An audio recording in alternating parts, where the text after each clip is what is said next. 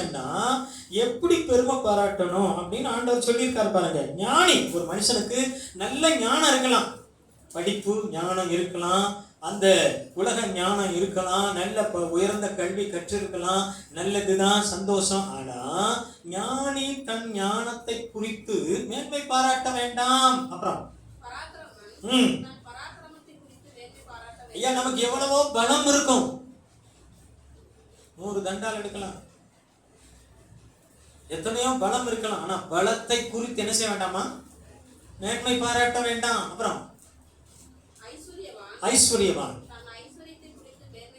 ஐஸ்வர்யம் நமக்கு எவ்வளவு தோட்டம் இருக்கலாம், துறவு இருக்கலாம், வீடு இருக்கலாம், வாசல் இருக்கலாம், பேங்க்ல பணம் இருக்கலாம், கையில பணம் இருக்கலாம், இதை குறித்து மேன்மை பாராட்ட வேண்டாம். நீ மேன்மை பாராட்ட நினைச்சேன்னா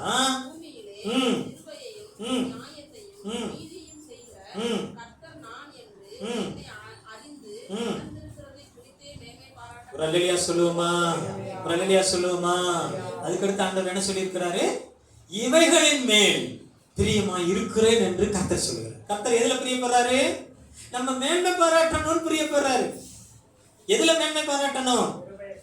நான் ரொம்ப அழகா இருக்கேன் அப்படின்றதுல இல்லை, எனக்கு ரொம்ப சொத்து சுகம் இருக்கு அதுல இல்லை, எனக்கு நல்ல பலம் இருக்குது, ஒத்த கையிலே 150 கிலோ தூக்கிடுவேன், ஒத்த கையிலே 50 தண்டால் எடுத்துருவேன், ஒன்றும் இல்லை, எல்லாம் வெத்து மாம்சம், பொசுக்குன்னு போயிடும். ஒரு நாள் வரும், வயதுல நல்லா இருக்கும், வயது ஆக ஆக ஆக என்ன செய்யும்?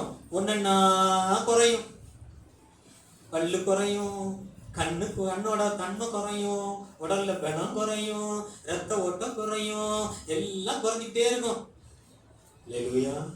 ஆமா, இதெல்லாம் ஒன்னத்துக்கு ஆகாது. அதுக்கு என்ன சொல்லி இருக்கிறாரு?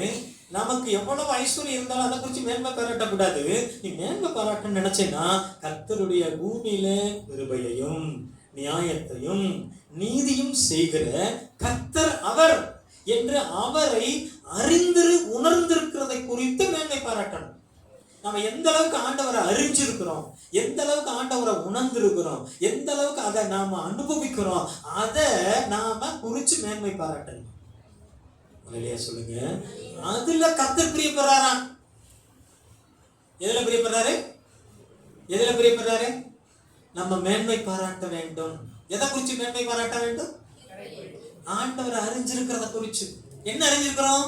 அவர் கிருபை உள்ளவர், அவர் நீதி உள்ளவர், அவர் இரக்கம் உள்ளவர், அவர் அன்புள்ளவர், அவர் நேசிக்கிறவர், அவர் காயப்படுத்தினாலும் கட்டுகிறவர்,